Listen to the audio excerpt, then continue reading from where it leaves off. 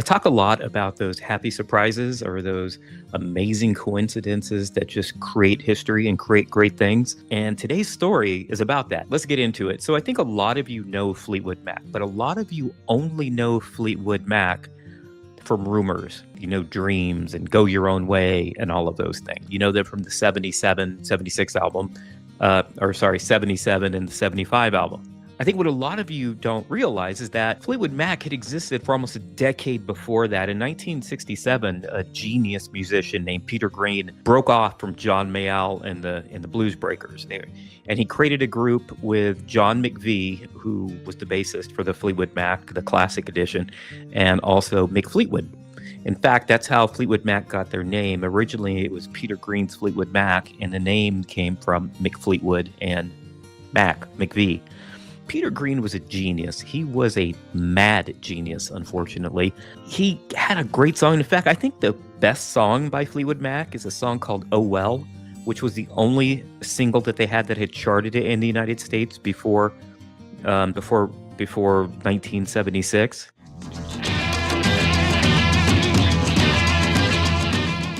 And I think a lot of you have heard of it, but you probably didn't know it was Fleetwood Mac.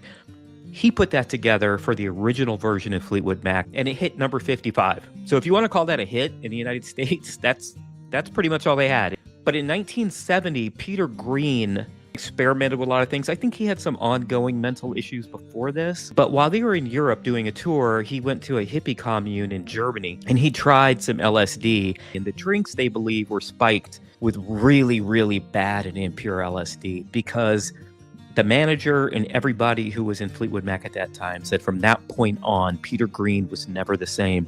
He had a pretty precipitous mental fall after that. And in fact, even though he founded the group, he left the group in 1970. They kind of made him leave because he really was in a really bad place mentally. So at that point, you know, the two main folks were still there, John McVie and Mick Fleetwood. And they had a whole bunch of different people coming in, including Bob Welch, who had a pretty successful solo career after Fleetwood Mac, but they brought him in as a guitarist and a singer. But they really didn't do anything. I think they put out 10 albums. None of them really charted. A couple of them, you know, hit maybe in the 80s or the 90s, but nothing charted. In fact, I think it's fair to say that if Fleetwood Mac had been a band today, they never would have made Rumours, and they never would have made the album Fleetwood Mac. They never would have made those albums because the label would have cut them. Because today, no label will allow you to put out 9 studio albums with none of them charting within the top 80 or 90 over 8 years and still keep you on the label. But Warner, at that time, they had a president who really was kind of a visionary, and I think he heard something in the Fleetwood Mac style, and he just felt like, man, this is going to go somewhere eventually. I just want to let him play it out. In 1974, Fleetwood Mac decided to move from London to California. We're going to go to LA, and we're going to become immersed in the LA music scene, because maybe that's what it takes. Maybe we'll do it. Maybe we'll finally break through on AM radio and the pop sound. So in the latter part of 1974, Mick Fleetwood decided to go look for a studio because they're new to California. And so he goes to a place called Sound City Studios in Los Angeles, and they had a recording producer engineer there by the name of Keith Olsen. And Keith Olsen said, hey, check it out. Here's what you want to do, blah, blah, blah. Here's the studios. While Mick was there, through the studio walls, he heard some sound bleeding through. He really liked it. So partly Fleetwood Mac was helped by kind of cheap studio walls. And so he goes to Keith. He's like, what is this sound? I'm really digging this guitar player. And, Mick is like, just jamming, playing the air guitar along to the guitar. And Keith Olsen says, oh, that's this guy and his girlfriend. They have a group called Buckingham Nicks. And, I'm just trying to do some stuff with the album, with the cuts and, work on it. So I'm really sorry. Just ignore that sound. And Mick is like, no, I really like it. At that time, Lindsey Buckingham is coming in the studio, and Keith Olsen is like, oh, hey, Mick, here he is. This is the guy. And Lindsey Buckingham, like, he never expected to see a member of Fleetwood Mac at that time in the studio. And he's like, "Oh, hey, my name's Lindsey. I'm a big fan of yours." He's like, "Hey, man, I really like what you're doing on that album. You know, that music sounds great.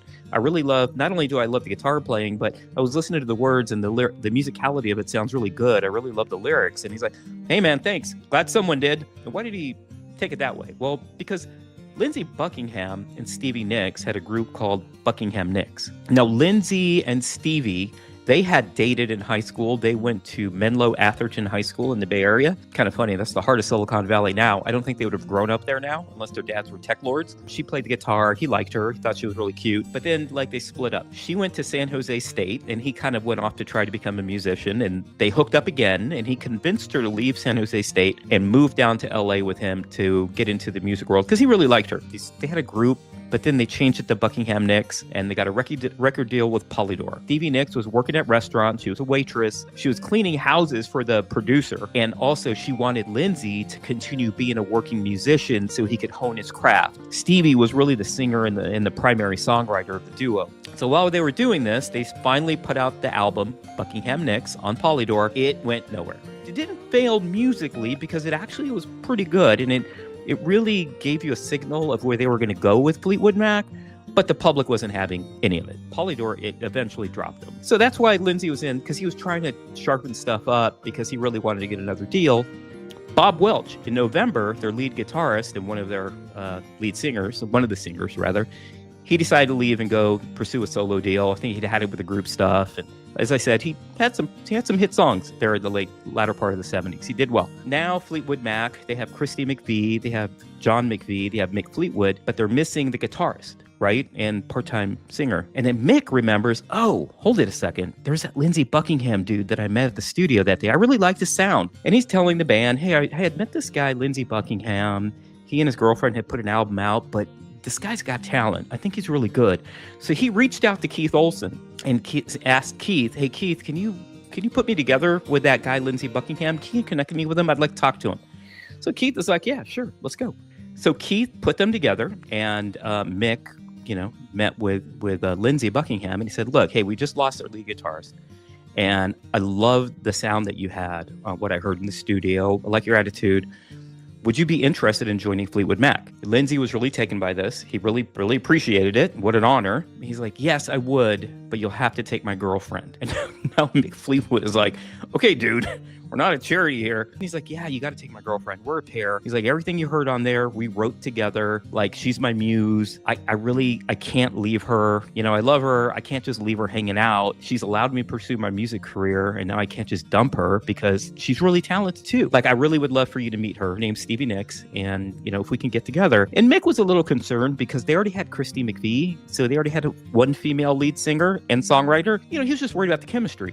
So the band met, and the band heard them, and the band was like, okay, well, look, we want to meet them. So we want to meet them. We want to see how we mesh. We want to talk to this Stevie chick. And after doing that, if Christy thinks it's okay, we'll let them join the band. So Christy McVie was like, okay, I think that's fair because I want to make sure I'm comfortable with another woman joining the band. End of 1974, they met at the El Carmen restaurant. It is still there today. It's at 8138 West 3rd Street in Los Angeles. Stevie Nicks, because she was working all of these odd jobs, she had been a waitress, so she was wearing like a flapper, like from the 20s. And she showed up in her flapper outfit and said, hey, I'm Stevie Nicks. Let's talk.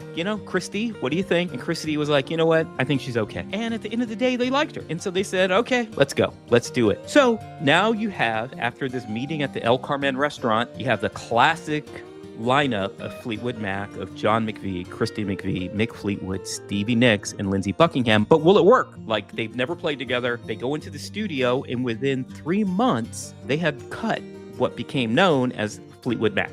So this was the second eponymous album by Fleetwood Mac. So usually people refer to this as the White Album because there was a previous album called Fleetwood Mac, but it had a multicolored album cover, but this one was white, so this is referred to as the White Album, just to differentiate it from the other quote-unquote Fleetwood Mac album. So they released it in 1975, and it started climbing, and it got to I think number 34. Well, it got somewhere close to the 30s or the 20s, but they were so happy. Prior to this, they had one album that had peaked at 34 and then immediately fell back down and didn't sell anything else. But this one had a nice slow sizzle up to the 30s. Little did they know that they were about to release a single called Rhiannon.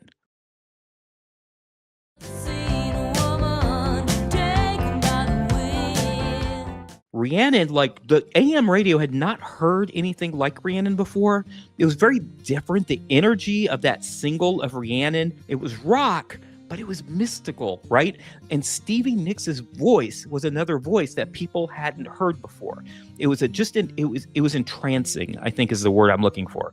It was an entrancing single with this like mesmerizing undertone of the beat and the piano. And when Rhiannon hit, all of a sudden the album started going right back up again. Now Rhiannon only peaked at number 11 in 1976, but Fleetwood Mac, the album, went all the way to number 1. They ended up having 4 hit singles on that album, 2 that peaked at number 11, but the album went all the way to number 1. It went 9 times platinum. No one remembers it. Like no one remembers any of the albums prior to the White Album. They were just like, oh my God, this is amazing. That little girlfriend, the add-on to the deal, Stevie Nicks, the one that Lindsey Buckingham forced them to take. She was the one who wrote Rhiannon. She was the lead singer on Rhiannon. But because of this new lineup with Lindsey and with Stevie, they suddenly had magic in a bottle. And that album, like I said, went 9 times platinum. It was one of the biggest albums of that era. After that, we all know what happens after that. In 2 years, they put out Rumours. It was all over. Like they could have just put out those 2 albums and they could have been done for their career and they could just float on an island in the Caribbean for the rest of their lives. They did go on for a while. Again, that's why I love doing this show, because I love these stories. Because many people could have walked into that studio and they could have said, God, what's that noise, dude? You got cheap walls. I'm out of here. Mick Fleetwood didn't. Mick Fleetwood said, oh, you got noise coming through. Hold it a second. I like that guitar. Hey, those lyrics aren't bad. I like that. It's those happy little accidents. Sometimes it just makes magic. In this case, it did. It made some of the greatest music that a generation ever knew. Those 2 albums from Fleetwood Mac in 1975 and 1977. Yeah, and that's the story. That's my story today. If you want to comment on that, I'd love to hear it. If you have some thoughts on what you'd like me to cover next, let me know. You know what kind of stuff I love covering. This one I love. I love this one. I love the idea of just walking into a studio, hearing some noise and going, hold it a second. That doesn't sound bad. I'd like to meet that guy. And he walks in the door. So anyway, thank you so much for listening. Give us a like, share this with somebody who loves music, and I'll see you next time. Hey, if you like what you hear, like and subscribe. It really means a lot, and we would love to have you coming back every week. Thank you.